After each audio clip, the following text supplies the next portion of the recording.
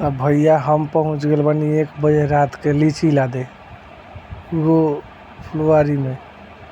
हई भैया लोग बा 2 आदमी इहे लीची लादी लोग। ई बा लीची देख लोग लीची सैयार के बांध के धयल बा। एके लेके जाए के बा रक्सौल आ रात के बजता 1। अब आ गई अपना गाड़ी लगे जैसे ही देखा तनी गाड़ी में लीची लोड होता है। अब गाड़ी में लीची लोड होता, आधा लोडिंग हो गल बा। जैसे ही पूरा लोडिंग हो लेके निकले यहाँ से गाड़ी लोडिंग हो चुकल बाटे गाड़ी। ई देखी लीची गाड़ी पूरा लोडिंग हो गईल बा अपनी के। अब लेके चल जाए के बा। पूरा लोडिंग हो चुकल बा लोडिंग गाड़ी। अब लेके निकल गई हम आ गई रोड पर।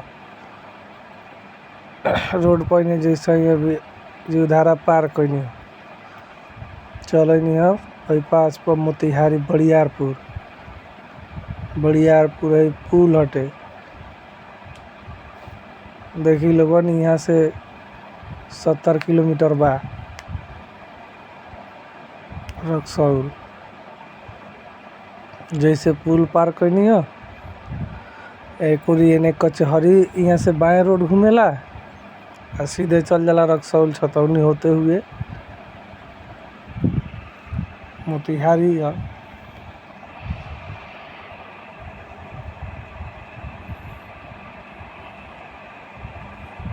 देखा था नहीं कोई लोग नहीं खे भेटात भैया। एगो लोग रात में नहीं खे लौकत।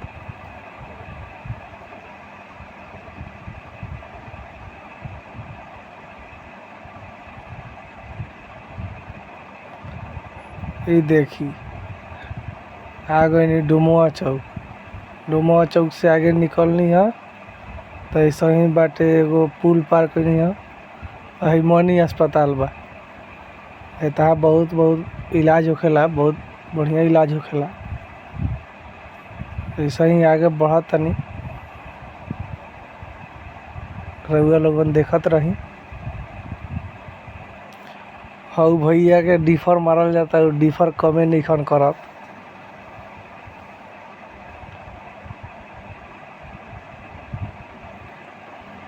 लेकिन का करी हमो जिद्दी आदमी बिहार के ना है, हमो ना डिफर कम कैनी है। ऐसा ही चलनी है छतौनी।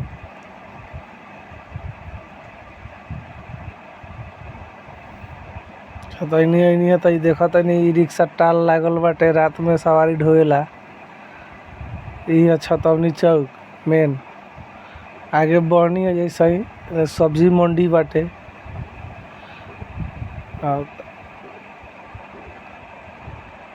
अब पार क गल बनी मोतिहारी पार करत निकलत मोतिहारी से। रउआ लोगन देखत रही।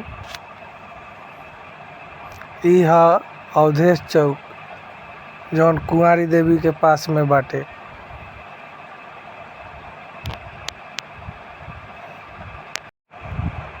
बस यहाँ से आगे निकलत तानी देखत रही लोगन रउआ लोगन। जय श्री राम। देखी बोर्ड पर रक्सौल वाला रोड है।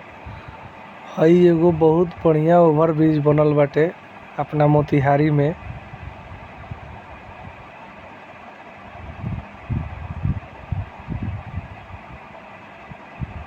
इस चैलाहा में पड़ेला अपनी के मोतिहारी चैलाहा में बाटे ही।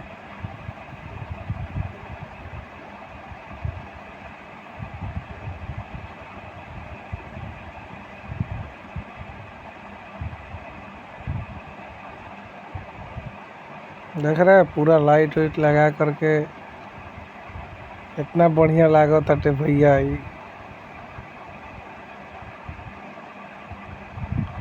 दिन हो गल बाटे यहाँ पूरा ओवर ब्रिज पर।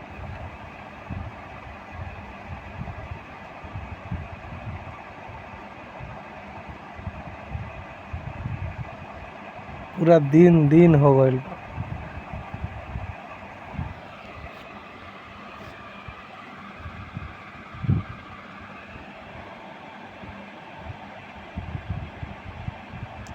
अब ओवर ब्रिज पर से जैसा ही नीचे उतरनी है,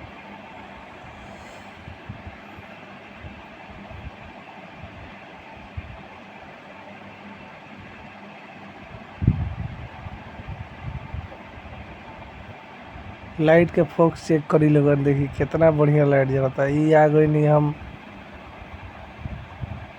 अपने लोगन के सेमरा में। सेमरा पार कईनी है तो ये बहुत बड़ा कंपनी बाटे एगो, इंडियन ऑयल के।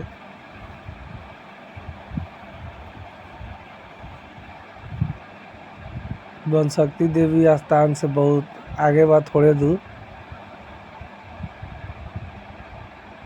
बहुत बढ़िया कंपनी बाटे, देखा था नहीं पूरा लाइट उइट लगा के सफा दिने दिन भइल बा। अब हम पुलिस वाला खड़ा बड़न आगे, उधर लान कलहन की रोक लीची खिया के जाता। अब उन्हें लीची उची दे के आगे बढ़नी है, चलनी है सुगौली। तो ये आ गई है सुगौली। सुगौली पार कईनी है, चलनी है रामगढ़वा थाना। ही है रामगढ़वा थाना पार कईनी है। आगे बढ़ते बढ़ते चलनी हटे रक्सौल, यानी कि रक्सौल चलनी, जौन की घरे से 70 किलोमीटर पड़ेला। हमने घर से 70 किलोमीटर पड़ेला रक्सौल। बहुत लोग इन्हें अब भोर हो गईल बा तो बहुत लोग टहलता। देखिए इन्हें 2 आदमी बा, उन्हें टहलता, इन्हें 2-4 गो आदमी टहलता। बहुत बहुत गाड़ी घोड़ा लागल बाटे। यहाँ से चेक करी भैया कितना दूर बाटे। रक्सौल 5 किलोमीटर बा, 7 किलोमीटर बीर गई बा।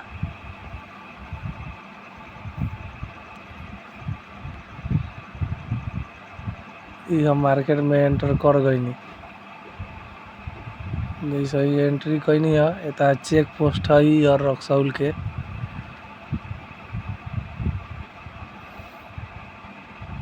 देखा था इन लोगन फोक्स कितना बाटे गाड़ी के।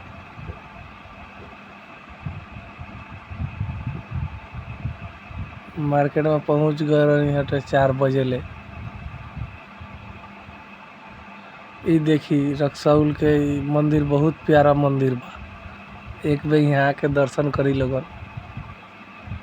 देखी 4 बज गए लखा 4:30, वही से इतना लोग भेटा था। अब हम पहुँच गई नी अनलोडिंग पॉइंट पर। मोदी जी के प्रचार लागल बा, यहाँ चले नहीं हम अपन गाड़ी लेके। अब गाड़ी तनी देर के बाद खड़ी हुई, तब तक ले चलो तनी हमने के तो चाय वही पी ली। यह गाड़ी खाली हुई, ऐनी हम चाय पिए, चाय वही पी के एकदम मस्त। तब भैया लोग गाड़ी खाली करे लागल। अब गाड़ी खाली कैला के बाद तनी देर सुतनी है। अब भोर हो गई। अब भोर भइल, बहुत लोग ऐसे करत लखा तो निकलनी है गाड़ी में से बाहर। ये बाहर के नज़ारा देखी, अपन उन्हें गाड़ी लागल बा। ये बहुत बढ़िया नज़ारा बा। रक्सौल के बस स्टैंड बा पीछे, इन्हें बस स्टैंड बा और उन्हें अपनी गाड़ी खड़ा बा। है मैं हमारा जाए घरे, तो हम चल देनी है घरे ला। घरे निकल जैसे ही वहाँ से चलनी है, पार्टी से पैसा वैसा लेके निकलनी है। अभी रक्सौल मार्केट में से निकला था। बहुत बढ़िया मार्केट बा रक्सौल।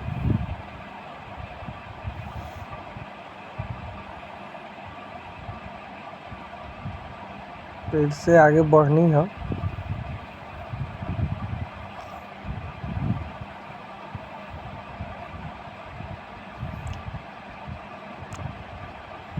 आगे बढ़त चलनी है हम अपन। सवेरे के अब 6 बज गए लखटे, ऐसे घरे जाए के बाद फिर से लीची लाद के लिए आवे के बाटे। कोशिश करें कि अच्छा अच्छा वीडियो डालाओ रउआ लोगन ला।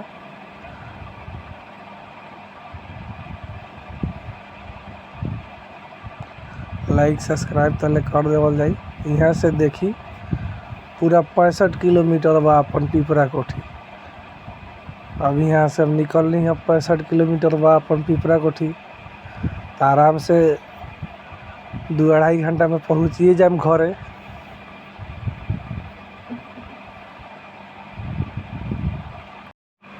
ये देखी लोगन आगे निकलनी है अब घरे तो जाते बानी, लेकिन देखी लोगन भोरे के नज़ारा सवेरे के कोई रोकाव तो नहीं है कि बैठ के जाए लो, संगे कोई हईलू नहीं के अकेले बानी। आगे नहीं हटे, आगे बहुत बड़ा कंपनी बा। चली आगे दिखावा तनी बहुत बड़ा कंपनी बा रक्सौल में नेकारी। बहुत सारा कंपनी बा ने, ज्यादा करके राइस मिल बा। देखी उ कंपनी थोड़ा थोड़ा भी लौकत हुई, आगे चलता नहीं तुम दिखावा तनी सामने से। देखी लोगन कितना बड़ा कंपनी बा, बहुत बड़का कंपनी भाई। देखिए अभी आ गई नी लगे कंपनी के लगे ऐसा ही पहुँचनी है। देखनी है ने गेट बंद बा, तो हम कहनी हेने साइड से देखा दे, आगे साइड से देखा हम। चली लोगन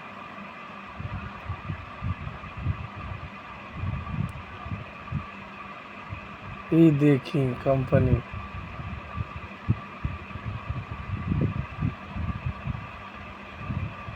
बहुत ऐसा कंपनी बाटे रक्सौल में।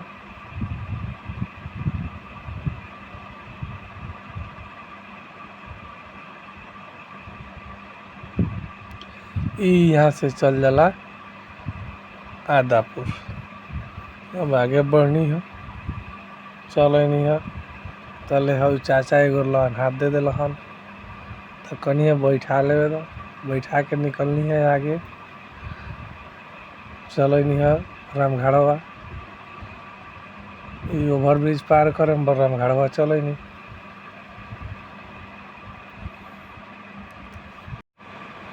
लेकिन रास्ता बहुत बढ़िया बन गईल बा रक्सौल वाला। वो लोगन आई अब रक्सौल घूमे। ये देखी बस पर सवारी, हम आ गई नहीं हटे रामघाड़वा। ये रामघाड़वा थाना है। यहाँ थाना वीडियो बनावल मना बा थोड़ा, वो से मोबाइल रख के अब आगे करनी है वीडियो।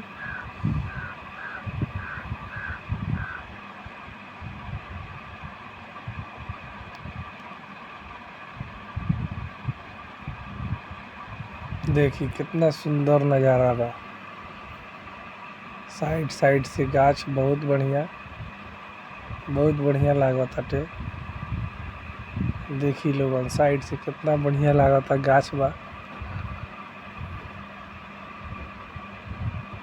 बा। तो बहुत बढ़िया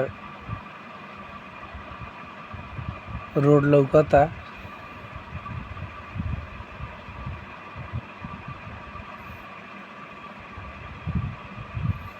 पुल दू चार गो बाटे, बहुत बढ़िया लागता पुल।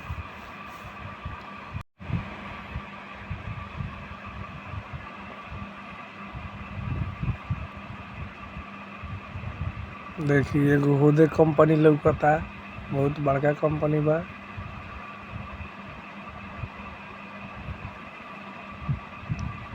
ई आ गई नहीं हटे नहर पर, ई बड़का नदी बाटे। ये जाके मधुबनी घाट में मिलेला, ये नदी बा। ई पार करम बस सुगौली चौक जाम। ये आ गई नहीं सुगौली मार्केट में।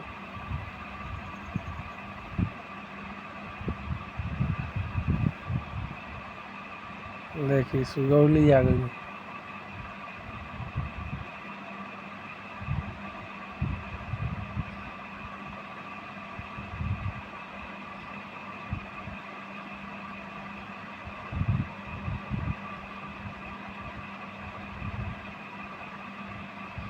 देखिए कितना बढ़िया सवेरे के नज़ारा बा।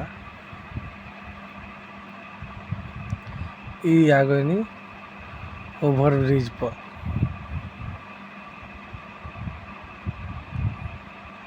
यह सुगौली के ओवर ब्रिज जौन की पूरा मोतिहारी खानी बनल बाटे। लाइट वाइट पूरा वही लखीन लागल बा। ई देखी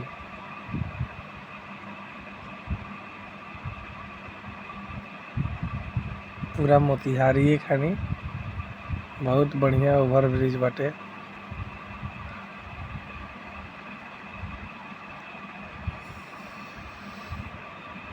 सही ओवर ब्रिज से नीचे उतरनी है तो आगे एगो टोल टैक्स भेटा गईल है जौन की अभी नया नया बनता। ये है टोल टैक्स सुगौली और छापुआ के बीच में रुआ पड़ेला। देखी ये कौन डिजाइन से बनता टे। तब भैया लोगन लाइक और